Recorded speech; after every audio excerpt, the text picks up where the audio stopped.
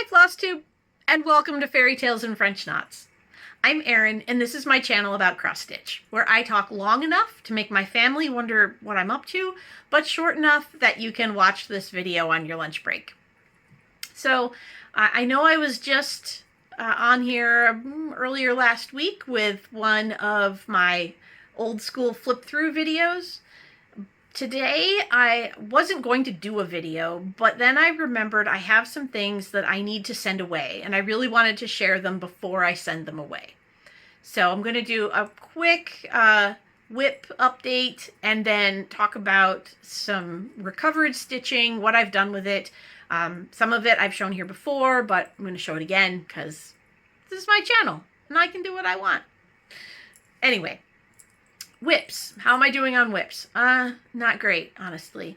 One of my WIP Go calls for June was the Primitive Hare's Sleepy Hollow, and I have been working on that. And I think I showed this one of the last videos. I know it was in my Instagram, but there it is.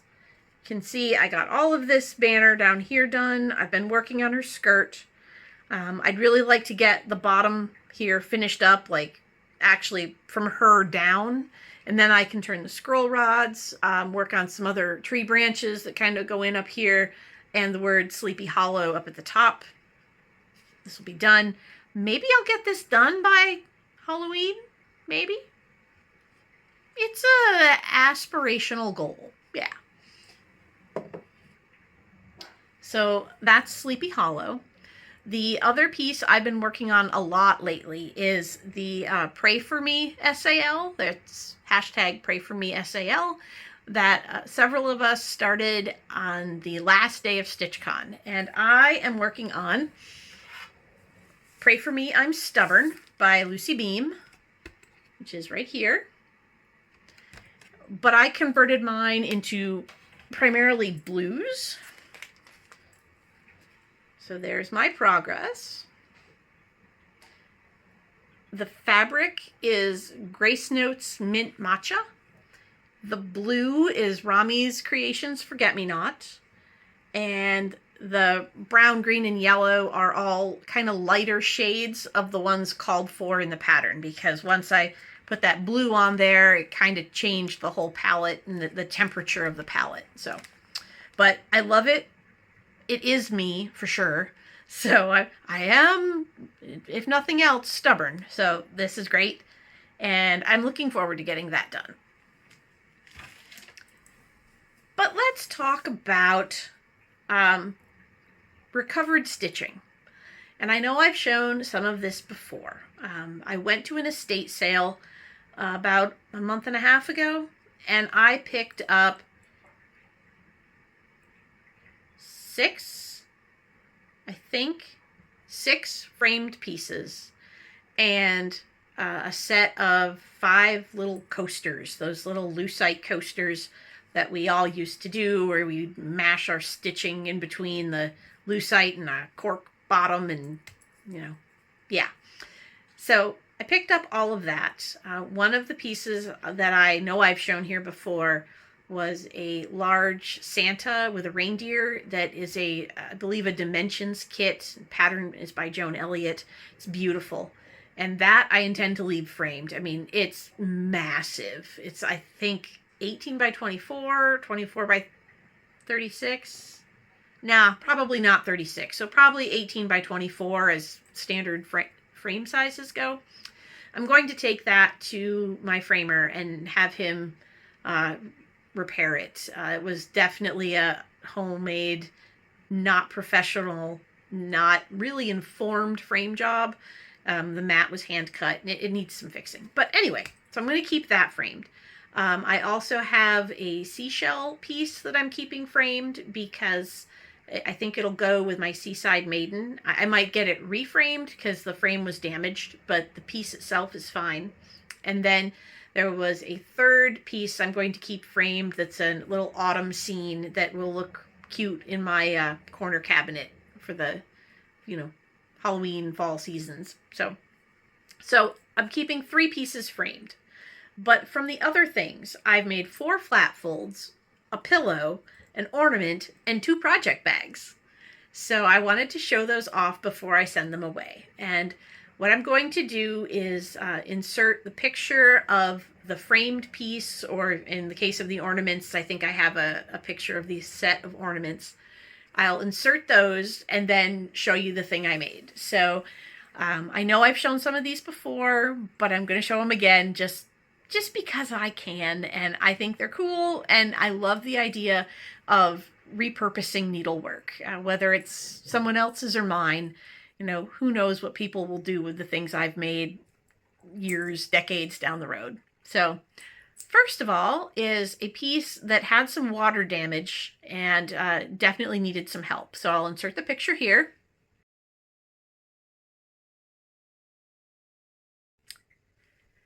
And here's what I made with it. And this is one of the first things I showed off when I first talked about this the last time.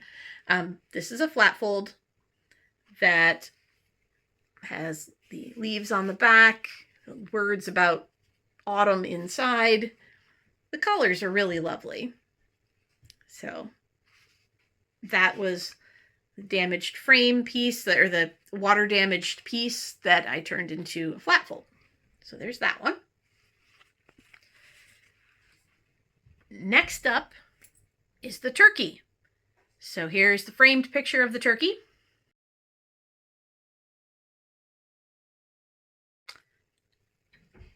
And here's what I did with the turkey. He is also a flat fold. He's a big flat fold, really.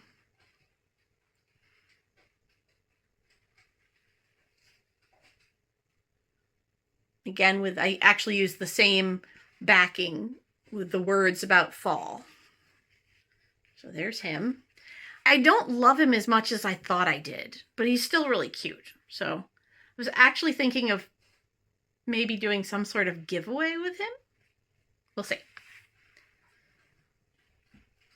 And then there was one piece that the original stitcher had, again, framed herself and had used like scrapbook paper to make matting around the sides of the frame. So I'll try and insert that picture here.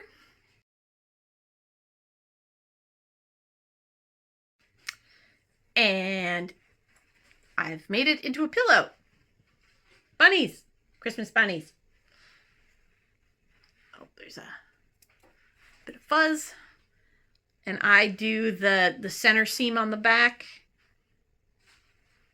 because I found that makes it easier to keep all my corners and edges nice and square and professional looking, and then close it up with the whip stitch on the back. So there's the bunnies. Then I just threw the pillow. Then there was a framed piece with some seashells. There were actually 2 seashell pieces, and one of them I intend to keep framed. The second I made into a heart for our Embroidery Guild Hearts for Hospice project. And here's the front. Oops. And the back.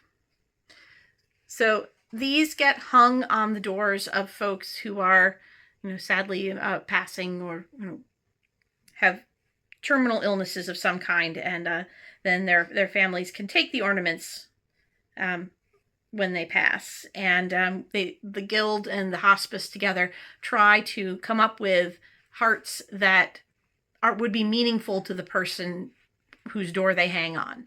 So they are always talking about how they get a lot of flowers and butterflies and kind of, stereotypically girly things, but they don't get a lot that appeal to, more masculine tastes. So I thought that the seashells were a nice kind of non-gendered imagery. And again, oops, I forgot. Hopefully I got a video or a picture of the framed piece in first.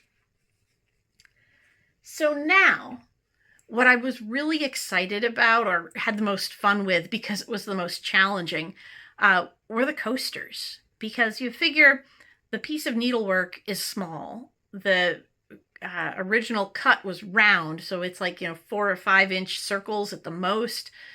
When you separate them from the cardboard backing, they tend to fray. So I had limited amounts of material to work with. So first I made 2 flat folds, which I showed off here before. The little turkey. I like this turkey better than the big giant turkey for some reason. So little turkey and his somewhat larger friend, the chipmunk. Chipmunk, little turkey. So they came out pretty cute. And then I have 3 more. And you can see that in the picture here.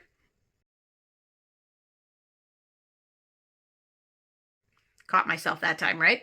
I still have the acorns to do something with. And I'm thinking about using a piece of dollhouse fencing to do something stand-up ornament flat fold combination kind of thing with. But the other thing I did with 2 of them is I made project bags. And the first project bag I made for myself is this one. Obviously her little stitched pieces here. There's the rest of the bag. Back of it is the pumpkins. And then inside, because I had a crazy impulsive idea, I lined it with pre-quilted fabric. I don't know that I would do that again, or at least I wouldn't do that again at the last minute the way that I did, because I didn't leave myself enough seam allowances to account for that. So it's a little lumpy on the edges and corners. But as my mother says, that just provides more protection. So that one's done. And then I made this one. And this is the whole reason I'm making this video, is that I am sending this bag away to someone who does not watch my floss tube. So I know she's not seen this.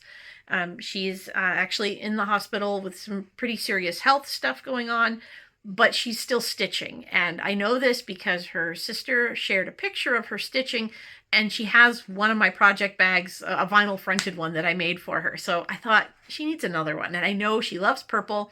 She loves Halloween. So really, could this be more perfect?